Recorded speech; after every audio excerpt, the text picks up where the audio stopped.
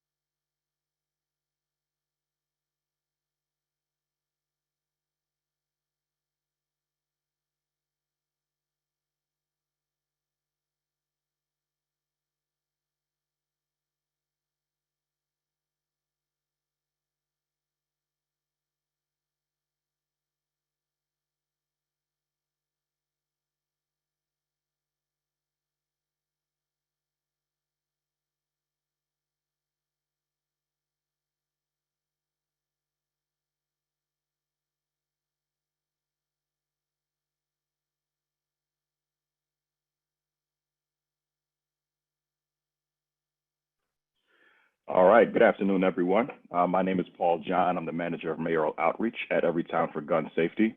And I want to thank you all for joining us today to talk about a topic that we know is top of mind for many of you. Armed militias, extremism, and vigilantism during the 2020 elections and beyond. As a reminder, today's session will be broken into two parts. First, we'll hear a special briefing on the state of extremism and political violence in this election cycle.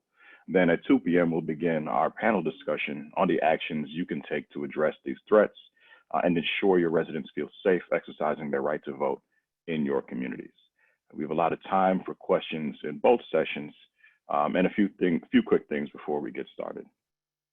Everyone except the presenters is currently muted, and we're going to hear briefly from Justin Wagner, Senior Investigations Counsel at Everytown, followed by a presentation from Oren Siegel, Vice President at ADL Center on Extremism. Then we have about 10 minutes for questions from you all at the end of the presentation, and feel free to share your questions at any time by clicking on the Q&A icon and typing them into the Q&A box. Justin will keep an eye on them and ask them when we open it up for questions. And if we don't get to all of the questions in today's session, we'll certainly follow up with you afterward. You'll also be able to raise your hand during the Q&A using the raise hand button or *9 if you're calling by phone. This training will be recorded and we will make available all of the materials that we're going to discuss today in case you haven't already seen them. And now it's my pleasure to introduce my colleague, Justin Wagner, Senior Investigations Counsel at Everytown for Gun Safety. Justin leads an investigations group dedicated to studying the gun lobby, gun companies, and extremist groups. Prior to joining Everytown, he served as an assistant attorney general at the New York Attorney General's office, where he led white-collar investigations relating to allegations of fraud against the state government. Justin. Thanks, and good afternoon, and thank you for being with us today. Unfortunately, extremism and gun violence have too often gone hand in hand. Mass shootings in Charleston, El Paso, Tree of Life Synagogue are three high-profile examples of mass shootings inspired by white supremacy. Just this past summer, there have been several shootings at protests, and a follower of the emergent Boogaloo movement in California, a white ring extremist movement that really focuses on preparations for a second American Civil War, shot and killed 2 members of law enforcement. And there's actually breaking news out of Michigan this morning as well about an arrest of multiple militia members who are allegedly planning to kidnap the governor of Michigan. I just got through reading the criminal complaint. It's really jarring. And our thoughts are with Governor Whitmer. And this just underscores the extremist threat that we're here to talk about. Everytown is committed to naming, to calling out, and combating extremism. We're proud to work with partners like the ADL, who've done work in this space for decades. And just this week, Everytown released a new report, Armed and Dangerous: How the Gun Lobby Enshrines Guns as Tools of the Extreme Right, that details the gun lobby's decades-long amplification of far-right rhetoric and the gun lobby's advocacy for laws that enable right-wing extremists in the US to arm themselves. And what we're really trying to do is examine that toxic mix of conspiracy theories with the common denominator being guns. And we'll send around the link to that report. In writing the report and monitoring fairly dark corners of the internet, I was struck by just how toxic and violent the current climate is. And I'd note these extremist actors and groups, they don't operate in a vacuum. They hear, they react, they reference, they draw motivation from the news of the day constantly.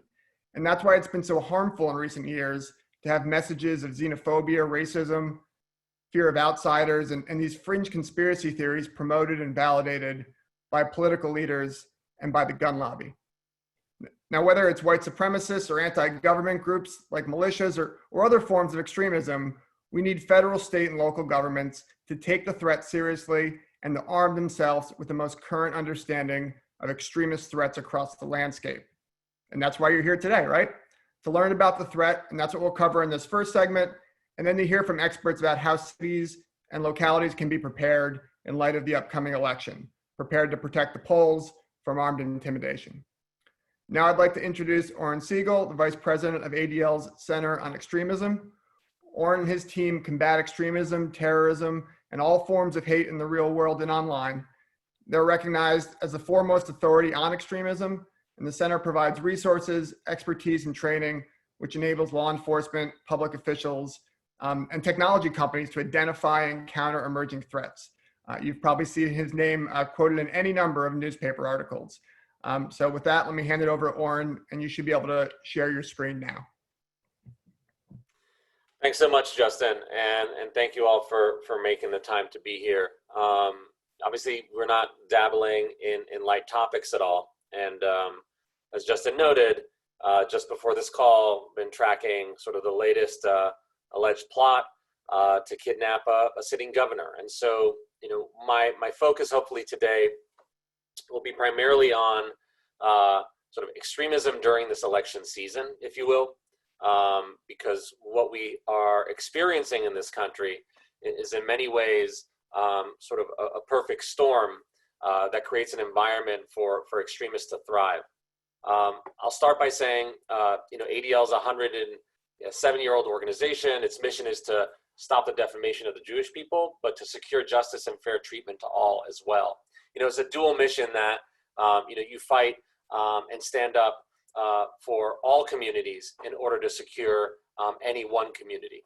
And, that sort of timeless mission is something that animates the team of investigators and analysts that are in the Center on Extremism. They spend every single moment, it seems these days, trying to track extremist trends, campaigns, the language that they use, what motivates them, their ideologies on, billions of platforms, if you will.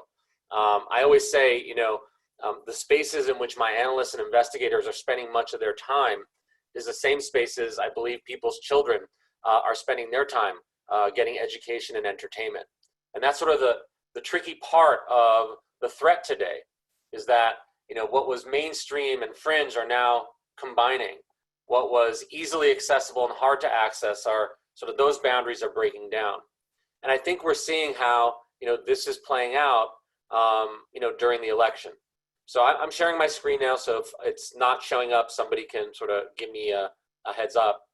But what we have primarily seen, and I want to be clear, I in no way think there's going to be a civil war in the next 26 days, right before the election. I don't think there's going to be a civil war on the day of the election. Frankly, I don't think there's going to be a civil war after, but I think after presents a lot of complications that we need to start preparing for now.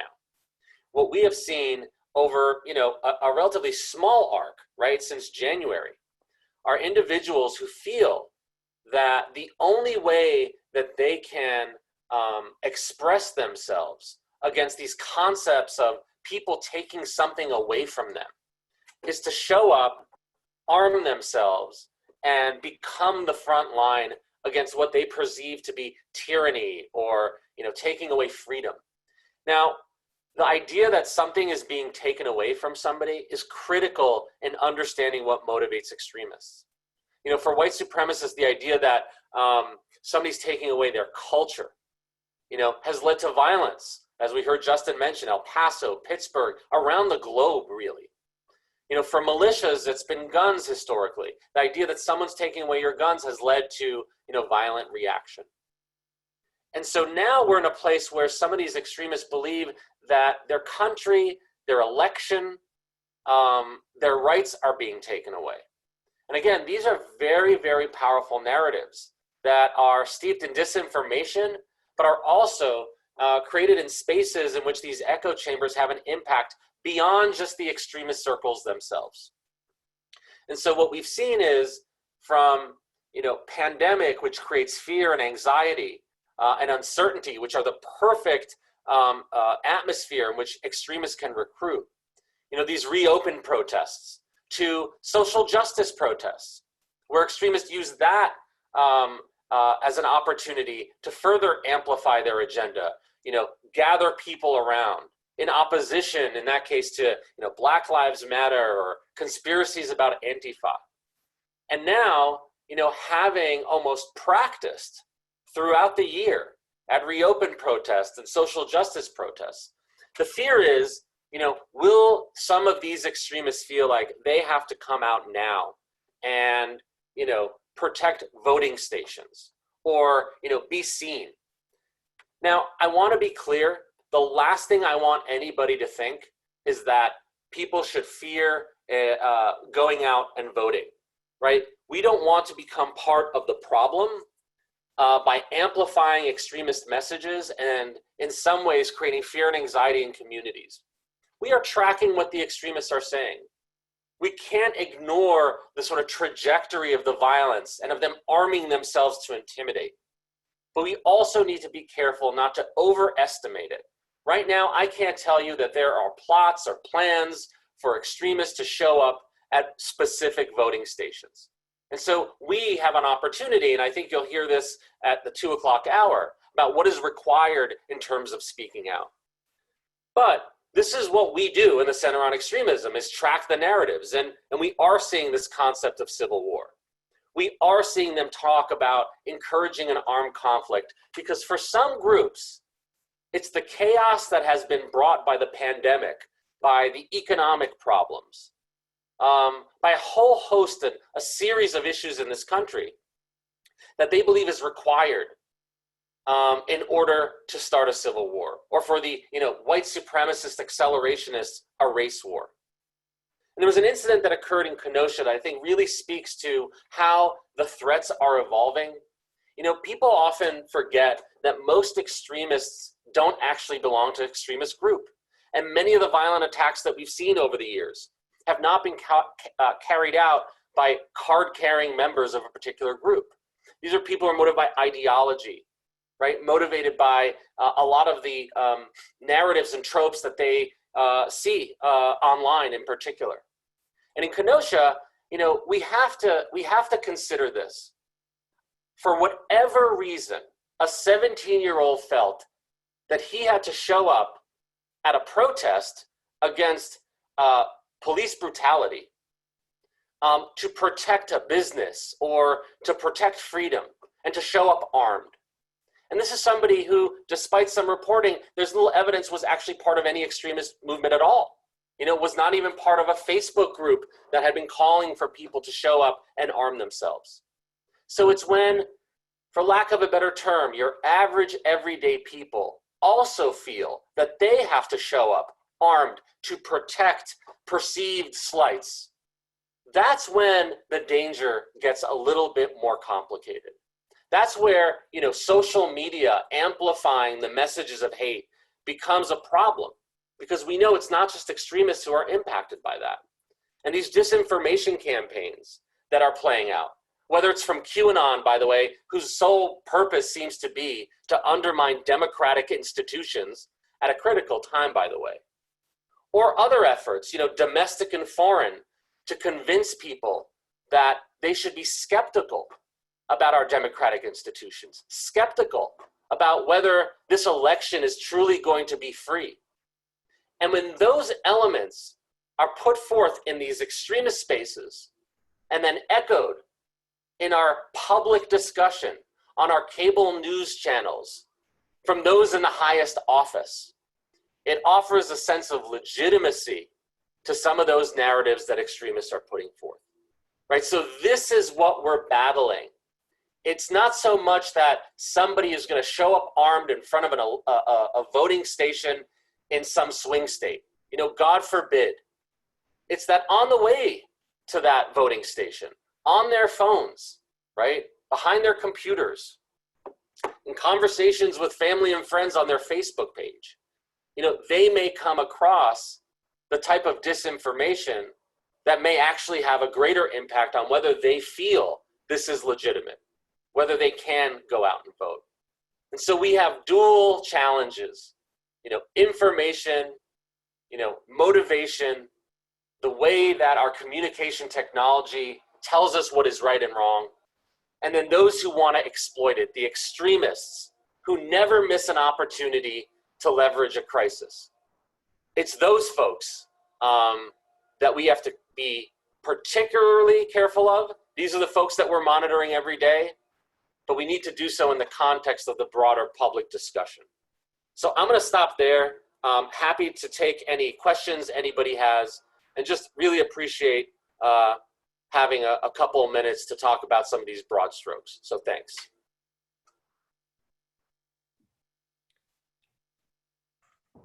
Thanks, Oren. If anyone has any questions, you can drop them in the chat box. I can start with one, which is, you know, major social media companies like Facebook and Twitter recently took down hundreds of pages having to do with militia groups. And I think this week there was a further crackdown on QAnon conspiracy groups. So I was wondering if you could share what are the platforms that extremist groups are using to recruit and to organize today? You know, what are you monitoring? Right. Well, what platforms exist, and those are the platforms that we monitor. I mean, there's, you know, whether it's gaming, you know, apps to, you know, like Twitter wannabes like Parler, to Gab and the Chans, to Facebook, Twitter, and YouTube, and a billion things in between. Any place in which people are able to communicate with each other, extremists are some of the earliest adopters.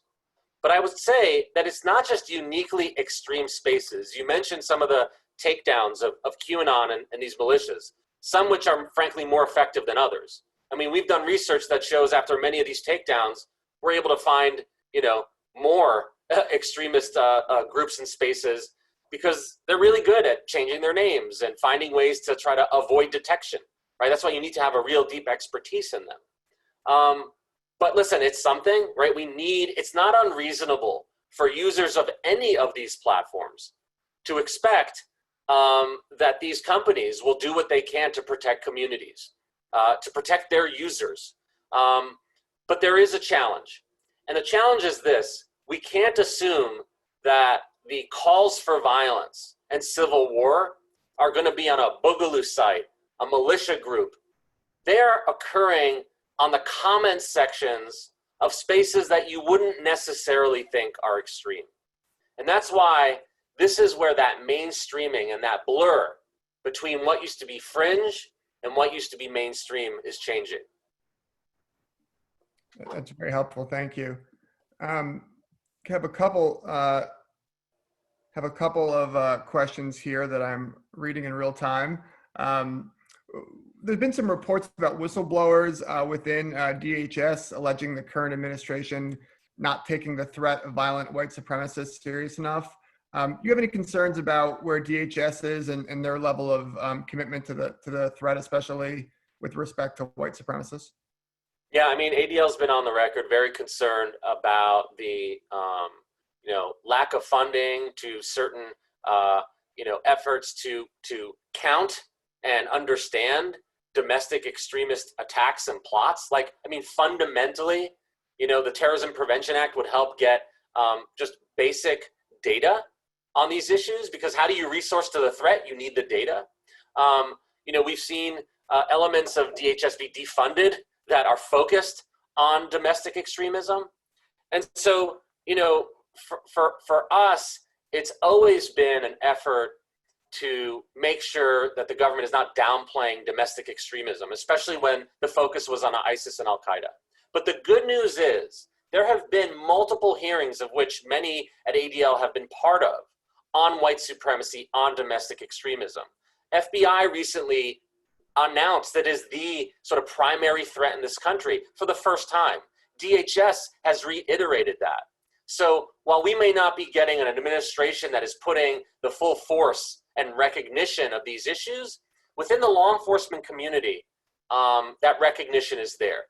Our role is to make sure people realize where the threat is. And so we have data that we provide on our heat map on our website where, and I'll give you one data point, over the last 10 years, 75% of extremist-related murders in this country have been carried out by right-wing extremists, and the majority of those white supremacists. That's a fact. That's a data point. That's all you need to know in terms of where some of the major threats of domestic terrorism are coming from. Thanks. We have a question. Given the plot against Governor Whitmer, should elected officials be taking precautions? Does this kind of extremism have a misogynistic angle? Are women and people of color more at risk? And then if I can throw a second unrelated in there, there's a good definitional question that I know you can handle, which is, why do we call them militia groups and not terrorist networks?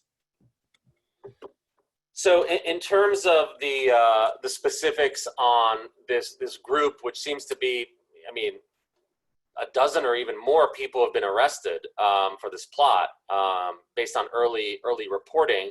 I mean, I don't want to speak too much, right? I think we're still investigating ourselves, so I don't want to get ahead of a story. But it does appear that there are anti-government leanings. You know, this is a governor that had been targeted, frankly, during the reopen protests for some of the steps to take to protect people from the virus. And so we saw the governor specifically be targeted by right-wing extremists, as well as governors in other places. Now, I think one of the elements of this question was, does misogyny play a role? And I just want to say, again, not necessarily referring to this because I'm not sure, but I will say misogyny plays a role in many of the extremist movements that we are looking at. You know, we've written a report at ADL, we actually issued it about 2 years ago, which looked at the sort of nexus between the manosphere and incel culture and misogyny more broadly and white supremacy, and how misogyny is kind of a gateway, if you will, into extremism. You know, for many years, people would say, well, if you're anti-Semitic or racist or Islamophobic, etc., you know, that's an element that is appealing to some extremists. But misogyny was not sort of viewed the same way. I think it's really important that people are starting to understand that, especially as there is a whole incel movement of involuntary celibates, people whose, you know, goal and ideology is based on attacking women, if you will. So we'll see if it played a role in this case in Michigan.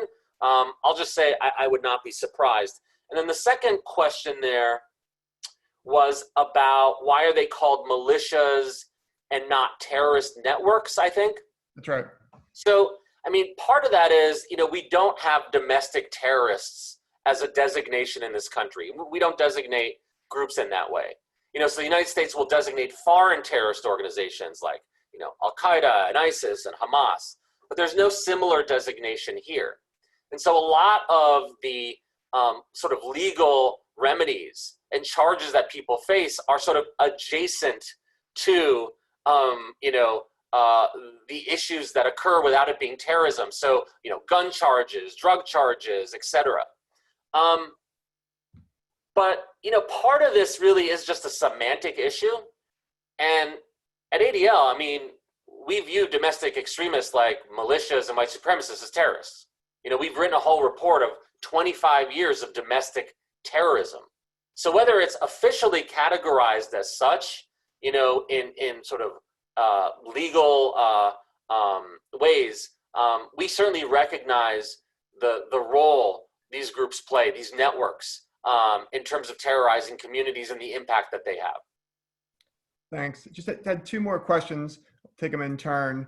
And this is something we struggle with, which is how do you balance making local leaders, civic leaders, faith leaders aware of extremists operating in their area and potential threats, but also be cognizant not to raise the profile of these groups? How do you think about the balance for that, and how should the people on the call think about that? Yeah, it's a question we get a lot. Journalists are facing this question too, as they are trying to report on these difficult issues. You know, at ADL, we put out backgrounders and reports and profiles, and here's how I view it. Sunlight is the best disinfectant. We don't have a luxury to ignore the threats that are out there. And in fact, we have an opportunity to educate people about what these groups are. So imagine staying silent, about the groups and what they believe and what they stand for. Who wins that public discussion but the extremists if there's no counter messaging there, right? So we really believe that to be, for the public to understand the threats that are posed, they really, really need to understand who these groups are. And that's what we're providing. So again, I'd rather err on the side of giving a group maybe a little bit more attention, but having a lot more people prepared to recognize the problems that that group represents. Great. And our final question, we've gotten some great questions today. Is there a reason to be concerned about counter groups to right-wing extremist groups arming themselves and leading to the Civil War narrative? This person writes, I represent an urban area and I've seen an uptick of this chatter and positioning in some of my vulnerable inner city communities. I emphasize with their fears and their desires for self-protection where they might think it's lacking, but it seems dangerous. Do you have any thoughts on this? Yeah, I think it's a great question. There are groups that have positioned themselves as, the front line against Nazis or fascism. While most people who don't like Nazis and fascists like myself are not going to engage in violent activity, there are some who feel like the only way to prevent the rise of such groups is to engage in physical confrontation with them. To me, that's a problem because it normalizes violence as a solution, and we need to move away from that. Second, all it does is legitimize the other side's sort of point of view that they are being attacked and silenced, and so it's practically ineffective as well. And I just think we need to reject anything, any movement, any tactic that in any way normalizes violence. And I think one can do that fairly without having to feel like they're taking one side or another. So I'll just stop there and just say thanks so much again, Justin and everyone for having me. I know just looking at the screen, you have Mary McCord and others who are just fantastic. So happy to have briefly shared a screen with Mary and happy to have spent a little time with you all. So thanks so much. Thank you. I think everyone is very, very excited to have you here and to have your insights. So with that, I'll turn it back over to Paul. Appreciate it so much for the insightful briefing, Oren. Just a reminder for the folks who are just joining us, today's webinar is happening in two parts, and we just wrapped up a briefing from Oren Siegel, from ADL's Center on Extremism, on the state of extremism and political violence in this election cycle. In a moment, we'll begin our panel discussion on the actions you can take to address these threats and ensure your residents feel safe exercising their right to vote in your communities. And we'll get started in a few minutes.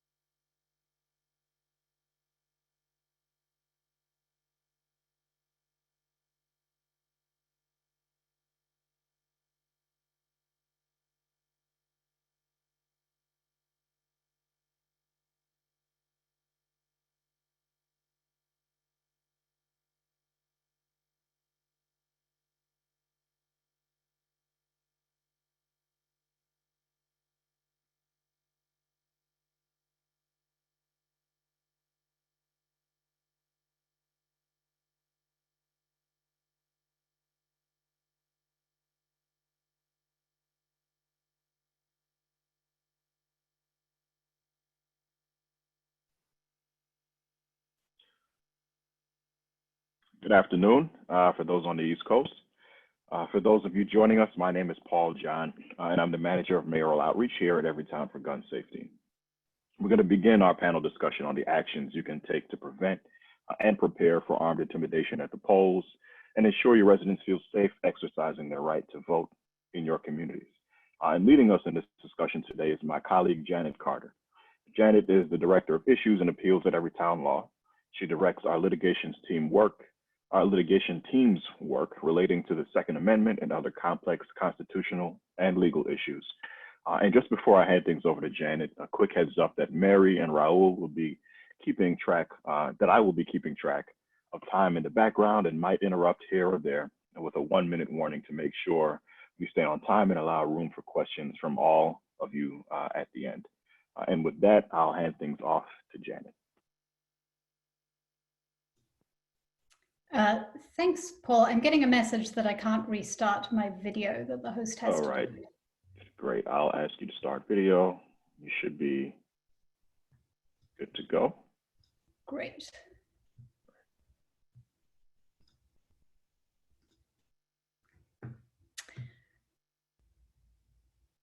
Well, so a huge thank you to our panelists today for joining us. Excuse me. And welcome to everybody. I'm delighted that we will be speaking with District Attorney Raul Torrez and Mary McCord. District Attorney Torrez has been the chief prosecutor for Bernalillo County, home to Albuquerque, New Mexico, since January 2017. His administration has undertaken groundbreaking work to reinvigorate the role of the District Attorney's Office in public safety and the community. This past summer, in collaboration with Mary's organization and a private firm, he filed a civil suit to protect the public against a private militia, the New Mexico Civil Guard, challenging the militia's unlawful presence at protests. This was the first civil suit against a militia organization ever filed by a district attorney. Previously, he served as a federal prosecutor and as a senior advisor in President Obama's Justice Department. I'd also like to introduce Mary McCord, who is the legal director of the Institute for Constitutional Advocacy and Protection, or ICAP, at Georgetown Law Center. Mary and her team have developed an unmatched expertise in addressing the rise of unlawful private militias, and they are also at the forefront of constitutional advocacy and litigation on police and criminal justice reform, voting rights, and many other issues. Mary was the acting Assistant Attorney General for National Security at the US Department of Justice from 2016 to 2017, and Principal Deputy Assistant Attorney General for the National Security Division from 2014 to 2016. Prior to that, she served for nearly 20 years as a federal prosecutor in DC, with roles including Chief of the Criminal Division and Deputy Chief of the Appellate Division. Thank you both for joining us today. So a few quick logistics. First, for those who weren't here at the top of today's session, everybody except for the presenters is currently muted. I will be engaging Mary and District Attorney Torrez in a conversation over the next 40 minutes or so. And then we have 15 minutes for questions from you all at the end of our discussion. Feel free to share your questions anytime in the Q&A box. Just click on the Q&A icon. I'll keep track of them. And then when we open it up for questions, I can ask them. If we don't get to all of the questions, we'll be sure to follow up with you afterwards. You will also be able to raise your hand during the Q&A using the raise hand button or *9 if you're calling in by phone.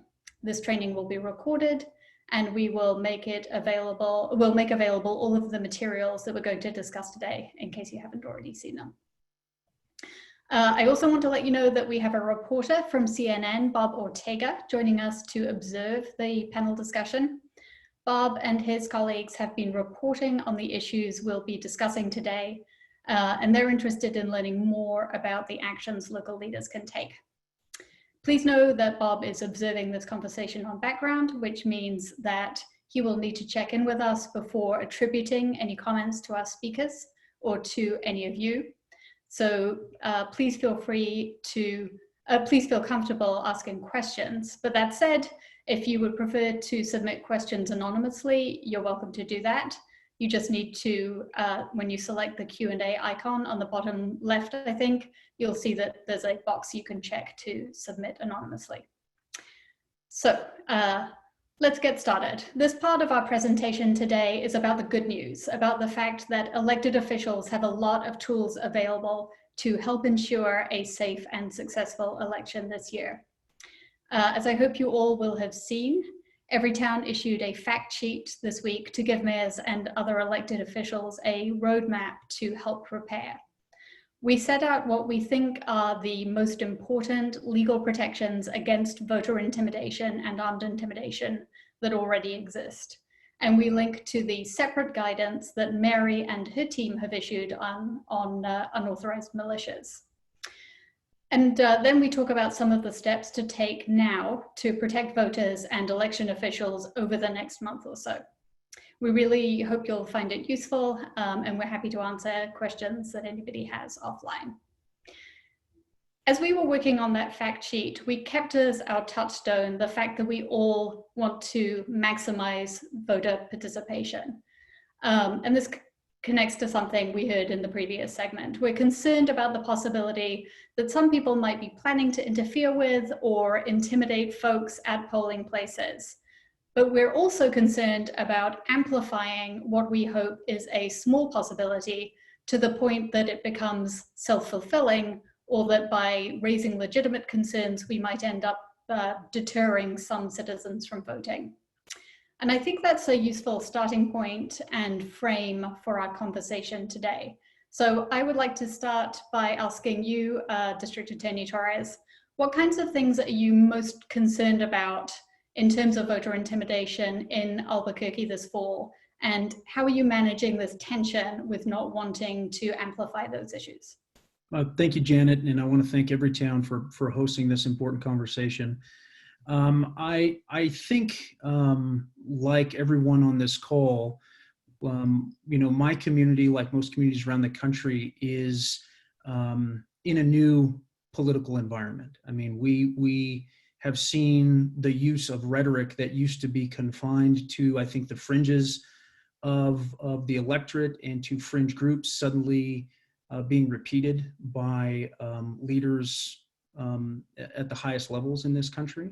And so I am primarily concerned that groups that were heretofore marginalized somehow feel empowered by the messages that they're hearing from the White House, that they're hearing from the president, that they should engage in the kind of unlawful activities that Mary and I are working to stop, both here in Albuquerque and across the country. And there are a number of practical steps that I think local leaders can take, and I think that's what we're going to focus on over the next 40 minutes.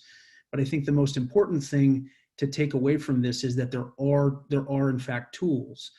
There are in fact very specific steps that we can take to not only safeguard, the electorate and the electoral process, but to reaffirm these norms, right? To reclaim norms that I think so many people have taken for granted for so many years, that we would respect and expect free and fair elections, that every person has a right to have a voice in the future of their government. And it now more than ever, local governments, mayors, district attorneys, and local officials have to step in and fill that void that unfortunately has been left at the national level.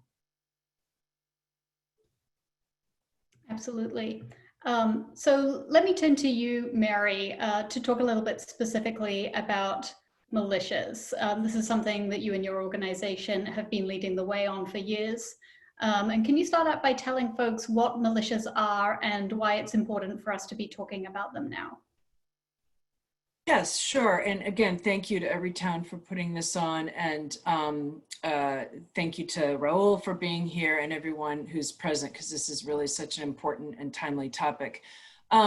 So militia refers really historically to that body of able-bodied residents that were available to be called forth by the government in defense of the state. And unfortunately, unauthorized groups of armed individuals have sort of tried to take over that term for themselves and to give themselves legitimacy by pointing to the fact that the word militia appears in the US Constitution and appears in most state constitutions. But importantly, and I think there's really 3 points if you remember nothing at all from me this afternoon, there's 3 points that I think are critical. One is that there is no authority in federal or state law for private groups of armed individuals to self-deploy or call themselves forth as a militia, right? They will point to the use of that term in the Constitution, but again, even before the founding, even at the time of the colonies, that group of able-bodied residents that was available to be called forth was only available to be called forth in defense of the state. And then it became under governmental control. That is now embedded in our constitutional scheme, where Congress is the only entity under Article 1 who can call forth the militia, and it's done that through statutes that have created the National Guard. Governors within their states are the only persons who have authority to call forth the militia if they need something to supplement the National Guard or their own standing defense forces. So there's no authority either place for individuals to self-deploy or call themselves forth. Second is oftentimes these groups will point to the Second Amendment and say, well, Second Amendment protects my right to bear arms, and particularly in places that are open carry states, they will say that therefore is our right to exist as a private militia. But of all the gray areas in the Second Amendment, this actually is not one of them. This is the place where the Supreme Court has been crystal clear. In 1886, the Supreme Court upheld a state statute that is on the books of 29 states to this day that prohibits bodies of men from associating together as military units or parading or drilling in public with firearms. In 1886, these statutes date to post-Civil War Reconstruction, where you can imagine it was so important not to have to deal with rogue militaries within the states. And the Supreme Court, in upholding that statute in 1886, thought it without question that states must be able to prohibit paramilitary organizations in order to preserve peace and good order.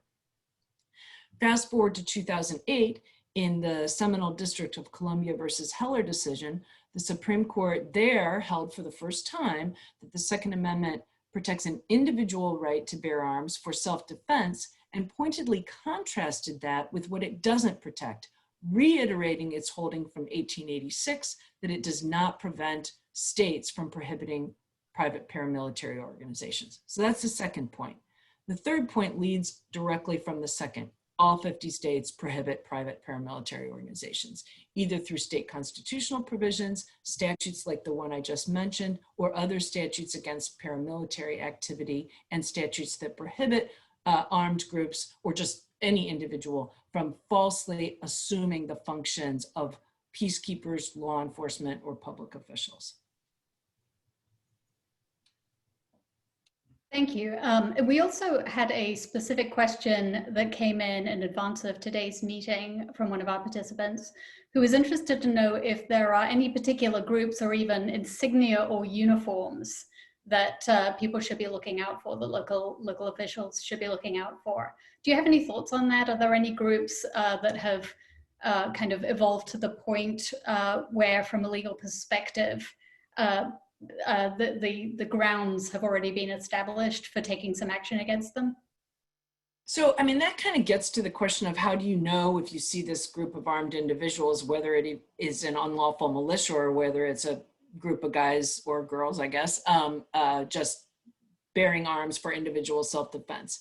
And no court has ever actually had to decide that question. So we really look, like we do in so many areas of law, what are the factors that really sort of make up the idea of what militia, even legal militias, always are intended to be, which were a coordinated and organized group of individuals bearing arms in defense of the state. So we look at things like, are they coordinating their activities? And oftentimes you'll see, for example, in Kenosha, Wisconsin, where the Kenosha Civil Guard, an unlawful militia, self-deployed downtown ostensibly to protect to protect property against racial justice protesters. These groups coordinated their activity. So they had people on one street corner, others on another street corner, some on the roofs. They were in contact via cell phone throughout the evening in order to mobilize and move around as necessary. And to get specifically to your question, another factor sometimes is either uniforms or insignia.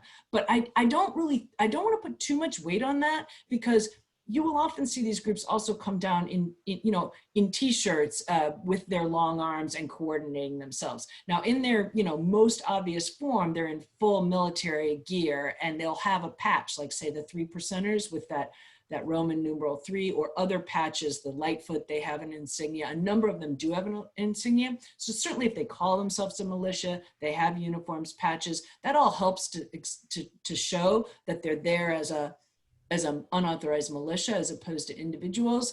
But I think the keys really are you coordinating your armed activity, and are you bearing arms, usually long arms like assault rifles, as opposed to a holstered sidearm, which might indicate self-defense. Most people don't feel like an AR-15 is necessary for self-defense. Thank you. So I will come back to District Attorney Torrez in a moment to talk about these issues specifically in the context of New Mexico, but just sticking with you for one more moment, Mary, I'd like to ask you to talk about some of the other laws that are currently on the books beyond militia laws. ICAP and Everytown have both released guidance on this issue in the last week, and we both talked about how even though there are only a handful of states that ban guns inside polling places completely, there are still a number of other laws that will protect against armed intimidation of voters. Could you talk about those for a moment? Sure. In addition to these anti-paramilitary activity laws, every state has some form of voter intimidation or voter interference law. These are oftentimes criminal laws, and the federal code, the US code, has both criminal voter intimidation statutes as well as civil voter intimidation statutes. Now, it's amazing to me, because as we were doing our research for our fact sheet, we looked for case law interpreting voter intimidation, and there's really a dearth of case law about this, but there are certain things we think are pretty clear, would pretty clearly fall under this. Certainly threatening speech that is not First Amendment protected, such as true threats, threats of violence, imminent violence, but also brandishing or even displaying weapons in a way that could be intimidating, are things that, if near to a polling place, perhaps even if we're only talking about one individual, not necessarily a group as in a militia, but even one individual displaying a weapon, a firearm, particularly a long arm, but in an intimidating way, or a way that certainly a voter on the way to the polls could perceive as intimidating, is something we think that election officials and local law enforcement and local officials could take some action on. There's other types of behaviors, even things like just assuming, so every state also has some sort of buffer zone around the polling places where no electioneering is allowed, but sometimes that's as small as 10 feet, like in Pennsylvania. Other places it's a bigger zone. During COVID, we could well have people in line going beyond those zones. And so they could be encountering intimidating situations even outside those zones. So I think election officials need to be thinking about that. Like, are there areas where the only way to really get to the polls, maybe from a parking lot or public transportation or what have you, is going to be passing in an area? If there are people there engaging in armed activity or other activity that could be intimidating, it doesn't mean you can't take action just because it's beyond the no electioneering zone. Voter intimidation laws apply everywhere. Thank you. And I'm going to turn to you now, District Attorney Torrez, but I'm going to frame this with a question that just came up in the Q&A from Mayor Rhodes Conway of Madison, Wisconsin, who asks, My police department says they cannot do anything about the presence of people carrying long guns at protests and in other contexts because we are an open carry state. What activity behavior beyond open carry triggers the ability of the police to take action? I think that's really just a perfect way to put this question. Sure. And so the quick answer in response to the mayor is that's just not true. And I think that's a misconception that Mary is trying desperately, and her team at ICAP is trying to deliver across the country. I think there is a widely held misconception, especially among law enforcement, that this is a Second Amendment issue. This is about, and we live in an open carry state. Well, guess what? New Mexico is an open carry state. This is a state that there are a lot of people, myself included, have a long history of owning weapons, and the kind of regulation and the kind of behavior that we're talking about falls well outside of the Second Amendment protections, as Mary, very succinctly laid out. There is no protection for unlawful paramilitary groups. And one of the things that I've endeavored to do in my own public communication is frankly stop calling them militias. Militias in this country have a historical connotation where somehow we all think we're answering the call of Paul Revere to go meet the Redcoats at Lexington. That's not what this is. These are illegal armed extremist paramilitary groups that are either unlawfully taking the place of local police departments or, more dangerously, military units in this country. And both the real law enforcement and real military units are both subject to a lot of civilian oversight by either at the state level through the governor or at the national level through the Department of Defense. So these are illegal paramilitary groups, and they absolutely can be regulated. In the context of elections, we are looking at all of the same statutes that Mary just listed: voter intimidation, which in New Mexico requires some threat of violence, but there is also obstruction of a polling place. If you are within 50 feet, so Mary talked a little bit about the zone.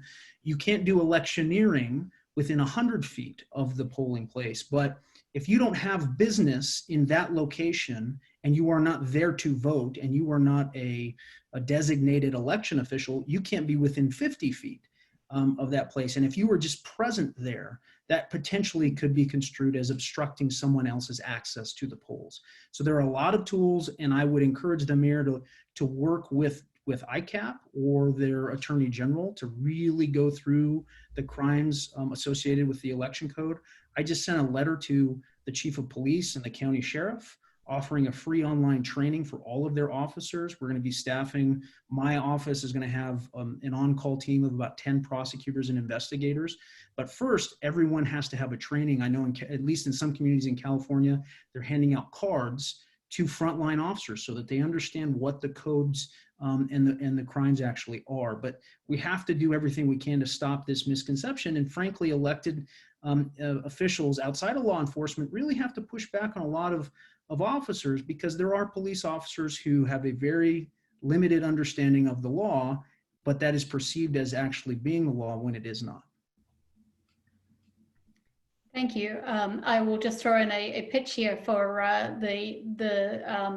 the fact sheet that Everytown has put together. We have a nationwide piece that everyone will have seen. We've also put one together for Wisconsin specifically that we will be distributing today. So hopefully that will be of some assistance to the folks there as well.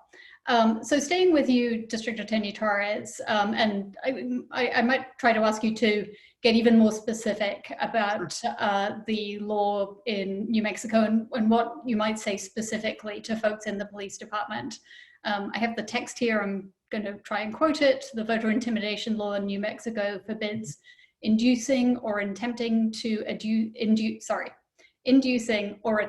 induce fear in any voter by use of or threatened use of force, violence, or other forms of harm for the purpose of impeding or preventing the free exercise of the elective franchise. Right. And I believe that separately, armed intimidation generally is prohibited under your aggravated assault statute.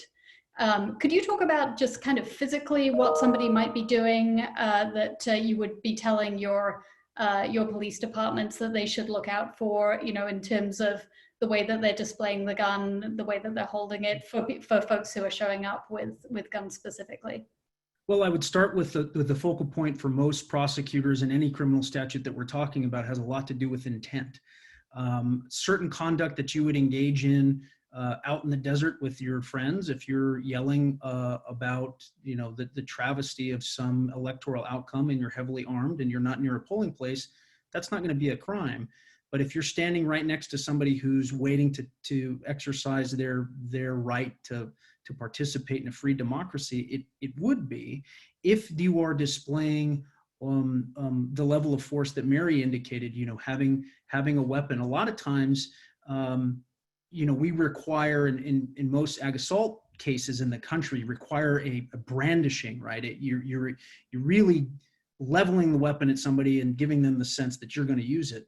In this context, I actually think that at least under our statute, we're prepared to argue that if you are physically present there and if you are hectoring and you are making a lot of noise and disruption and giving any reasonable person the sense that they might use that weapon to keep you from exercising the right to vote, then we believe that's going to be a 4th-degree felony under New Mexico law. Now, if you're standing across the street and the rifle is slung over your shoulder and you're saying, vote for Trump, that's probably a different thing, right? But it's very fact specific. Everything that we do is fact specific.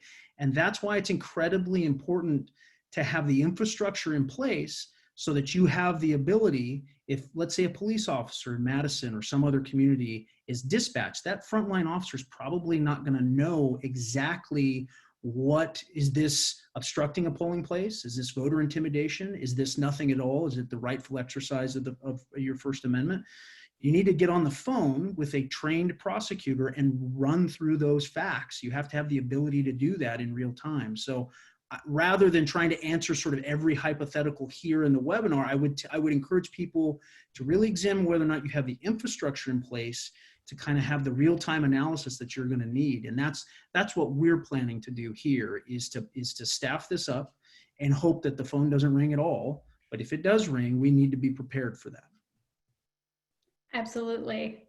And also in the category of things that we hope are not going to happen, but we definitely need to be prepared for either way. I think another thing that is on people's minds is what happens if there isn't a clear winner on election night, perhaps because of counting mail-in ballots or maybe because of rules triggering a recount in a tipping point state, as we saw in Florida in 2000. What are some things that mayors and other elected officials should be thinking about doing now to prepare for something like that? I will ask both of you to speak to that, but I'd like to start with Mary. Sure. This is a particularly difficult question, because normally we would really look to, you know, the highest elected official in the land to quell the potential for violence on the streets. And unfortunately, that's not happening right now. And to the contrary, as last week's debate revealed, you know, there's actually, and more than last week's debate, the president has just been unwilling to denounce civil unrest if there's a delay in tabulating the vote and if he thinks that there's voter fraud. So it makes it really hard, despite all the messaging that you try to send as elected officials in your communities, it makes it really hard to, excuse me, prepare against that. What we're talking to people about, again, is educating on what the law is and the fact that, you know, armed groups of individuals who would be purporting to take the law into their own hands are illegal. They're also contrary to our entire history. You know, oftentimes you will hear these groups saying, well, part of our existence as a you know, a militia, and I'm putting in air quotes, I very much appreciate Raul's point that he's trying to not even use that term anymore. So paramilitary organizations, they will often say that they have a historical right to exist to oppose the tyranny of the state. That's just a fiction. That's just made up. That's, you know, at every point in our history, that's exactly what our laws have wanted to guard against, because we didn't want to have opposing militias, opposing paramilitary organizations. And so, again, this sort of correcting the record on the Second Amendment and our own history, I think is really important. I also think it's really important to, as leaders, to be making statements about the way that we, express ourselves in this country and elect our leaders is through choosing whose ideas and whose policies more people favor. And we do that through our speech and our policies and going to the vote and making a selection. We don't do that based on violence and intimidation. And, talking to your law enforcement about it, talking to your state attorney general, trying to pull current and former officials from, Republicans and Democrats to unite on this, I think is so important. I will also say, I was fortunate yesterday to participate in a press conference with the District Attorney of Philadelphia, Larry Krasner, as well as local election officials and elected officials, in just making a public statement. And I've seen some attorneys general doing this. There's some other district attorneys, and of course, Raul is leading the way in terms of making statements like this, but making a public statement that we take voter intimidation seriously. We, will take action against intimidation because we want to ensure everyone does have a chance to go and vote and be able to select based on policies and ideas who they want to be the next president of the United States, as well as the other officials who are on the ballot, and that they will, that they're there on it with a hotline, just like Raul's team, ready to take any complaints to ensure voter safety and to, prohibit and prevent armed militia intimidation, unlawful militia intimidation. And, he was sending the messages. This, I hope, is a deterrent to that activity.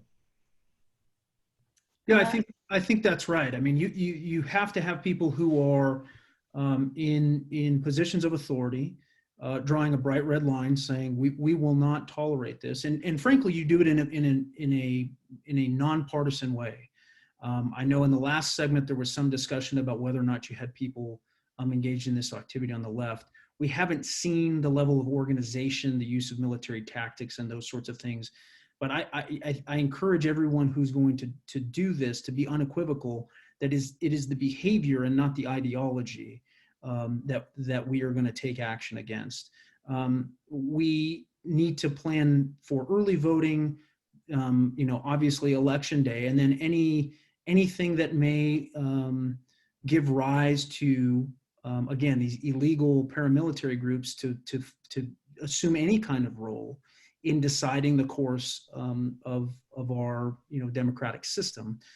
If you look back and you think about what happened in Florida in the contested election between Al Gore and George W. Bush, there was a scene where a number of individuals decided to storm a local county clerk's office. That's the kind of thing that local officials should be planning on now. They should be, and again, regardless of the outcomes, whether it come from the left, whether it come from the right, you have to have security plans in place for election warehouses. You have to have perimeters set up for county clerk's offices. You have to have measures in place, and you have to have advanced communication from law enforcement, district attorneys, and others, making it unambiguously clear to everyone that legal action, both civil and if necessary criminal, will be taken for any individuals that's engaged in this conduct. And unfortunately, there's a real hesitance, this idea that if we talk about it too much, we may foment this sort of thing. And I understand that perspective to a certain extent, but we were about to launch our own social media campaign, and it's going to start with, these are the penalties for this is what a 4th-degree felony looks like in New Mexico. This is how long you go to prison if you show up with a gun and threaten a fellow citizen when they're standing in line. And people should know that now, unfortunately, because they're getting the wrong signal from the leader of this country. And from those of us who are not in that position, we have to push back and say, no, don't go vote twice, and don't think you're there as a self-appointed armed election monitor, because there's consequences to that, and you have to let people know what the consequences are without any ambiguity. So that's our perspective. That's great. Thank you. Just like expanding on this a little bit more, you know, your point about using the term unlawful paramilitary, and you just mentioned the social media push that you're planning. Can you talk to folks just a little bit more about communication strategies, other things that you're thinking of as the way that you're going to roll out communicating both to the folks who, you know, might be thinking about showing up to intimidate voters, but also to the general public to reassure them that they should not be afraid and they should be casting their ballots with confidence? Well, I mean, we are talking about using the same tools that we use, frankly, for every form of communication that our office undertakes. The traditional media will probably sit down for an op-ed or an editorial board with a local newspaper. We'll do this on television. We'll do it, you know, with you know, I'm planning an event with the county clerk and with other individuals. We'll probably do a joint statement with the FBI because what you're trying to do is to demonstrate that you're not by yourself as an institutional leader. You're actually working in concert with other local leaders, and that you're all on the same page, and that you're all communicating. In terms of the social media push, frankly, I think this is probably going to resonate most with people who already agree with the idea that we shouldn't engage in this behavior. But it's also not going to be missed by the target audience, which is, I'm telling you now, and I'm telling you early, if you show up and engage in this behavior, you're going to get arrested and prosecuted. And they have to know that. And frankly, the most important conversation starts with the question you asked earlier from the mayor. The mayor needs to call the chief of police and set the chief of police straight, so that the chief of police, the mayor, and the district attorney are all saying the same thing.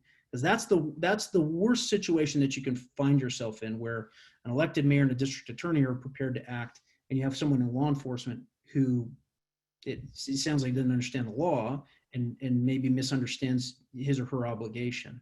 And that's a private conversation that has to happen, but it's the most important, it's frankly the most important form of communication that you need to have in this context is, are all your institutional leaders on the same page? Absolutely. So we have a few more minutes before we're going to open it up for questions. Anyone in the audience, please go ahead now and type out any questions you want to ask in the Q&A box. But while folks are doing that, let me look even further into the future. We've been talking so far about practical solutions as we sit here with less than a month to go before Election Day, talking about what mayors and other elected officials and law enforcement folks can do right now to help protect folks when they head to the polls.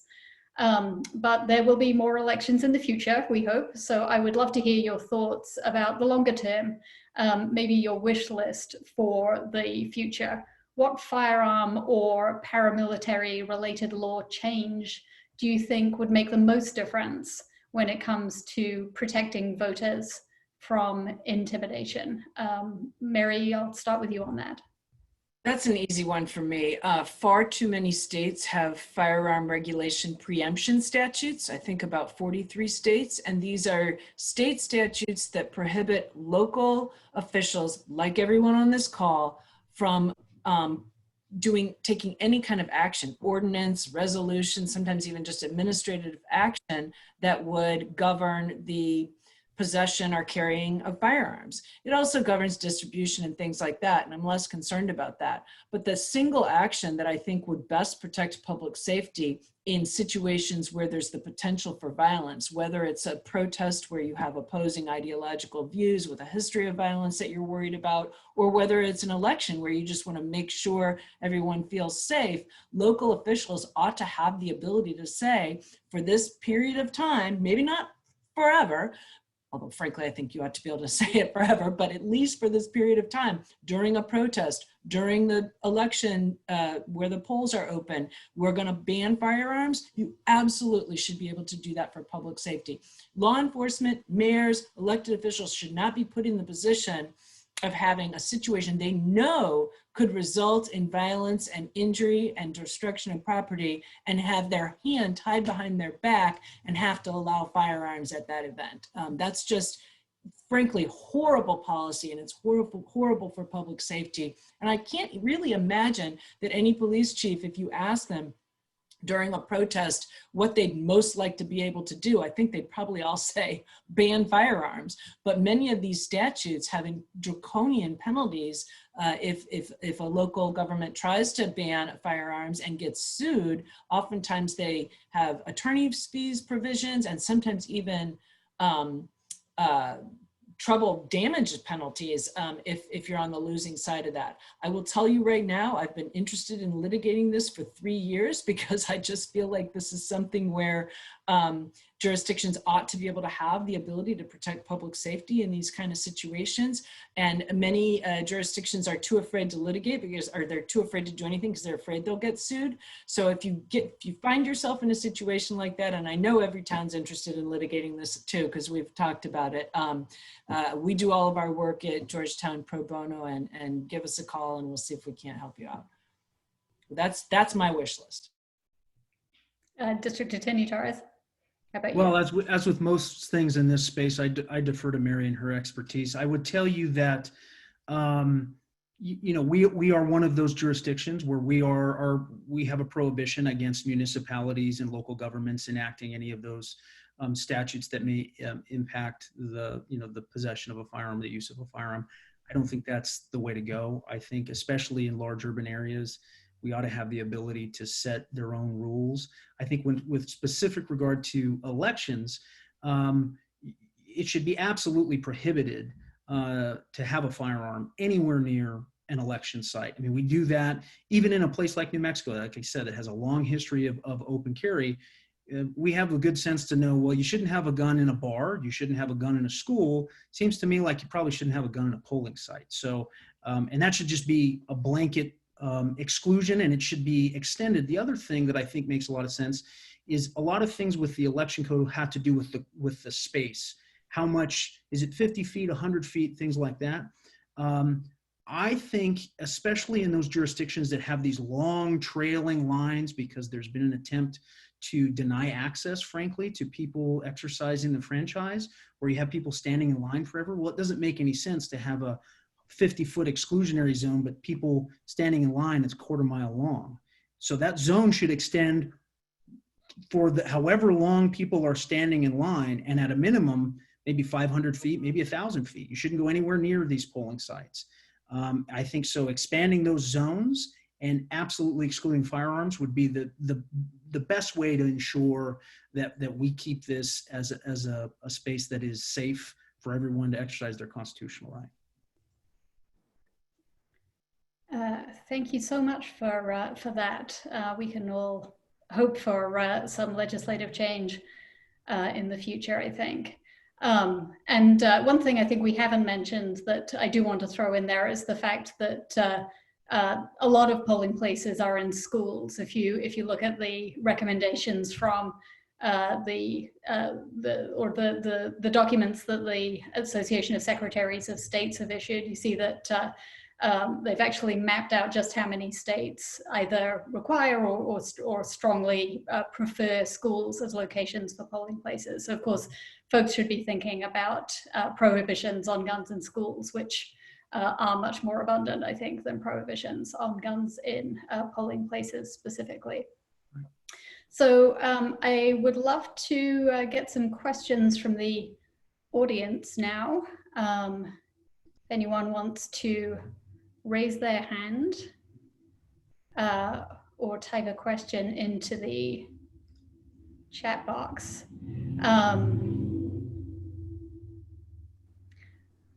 Let me ask a variation on something we've heard, which is,